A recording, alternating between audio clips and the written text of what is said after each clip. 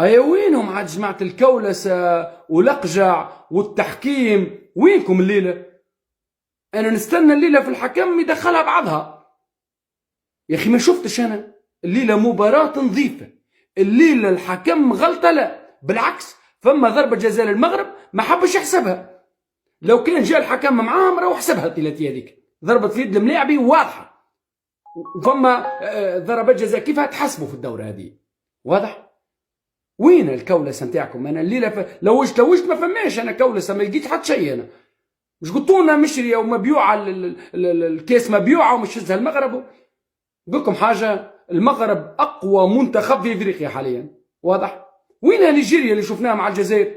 اليوم الشوط الأول لعبوا، الشوط الثاني نيجيريا رافضة اللعب، رافضة اللعب تماما، يلعبوا الكرة التالي دوب ما يضغطوا عليهم المغاربة يفكوها منهم. المغرب الليلة يعني لو كان جات نيجيريا تهاجم الليلة نيجيريا تخسر بثلاثة. لو تهورت نيجيريا الشوط الثاني ولعبت الهجوم الليلة نيجيريا تاكل ثلاثة من المغرب. المغرب قوية، تستحق عن جدارة أنها تكون في الدور النهائي، تستحق عن جدارة.